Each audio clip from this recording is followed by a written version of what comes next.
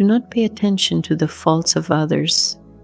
It blurs the vision, defiles the mind, and adds to the load of the world's sin. Therefore, try to see only the bright side of things in whatever you perceive.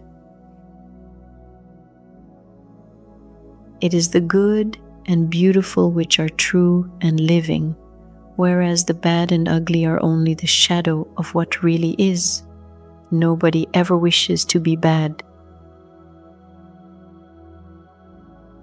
When you seek the company of others, remember you are out to find the good and beautiful.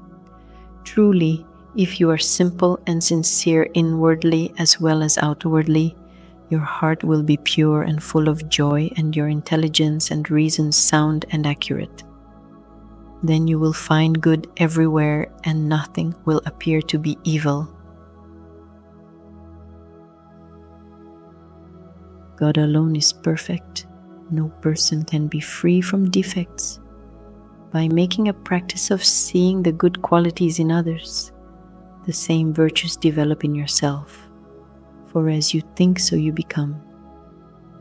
In fact, it gives much greater satisfaction to appreciate the merits of others even than to dwell on one's own worthiness. To take pleasure in thinking of one's own excellence will only inflate the ego and magnify the faults and frailties of others.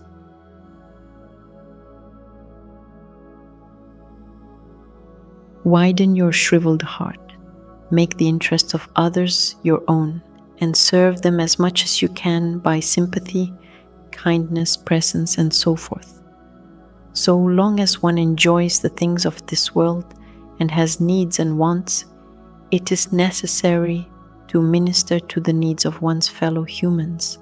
Otherwise, one cannot be called a human being. Whenever you have the opportunity, give to the poor, feed the hungry, nurse the sick. Do service as a spiritual duty, and you will come to know by direct perception that the person served, the one who serves, and the act of service are separate only in appearance.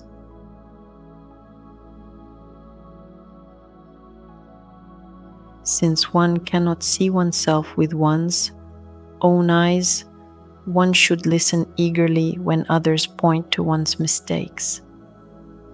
This is an aid to self-scrutiny, whereas hearing one's praise does nothing but harm. The attitude of the majority of people is exactly contrary to this. They like being praised but greatly fear censure.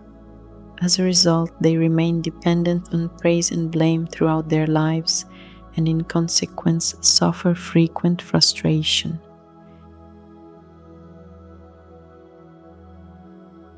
In worldly life, it is necessary to be mindful of praise and blame. But on the spiritual path, unless one becomes indifferent to both, one cannot remain firm and steadfast. In order to progress inwardly, one must concentrate on the one goal. In other words, become absorbed in the one.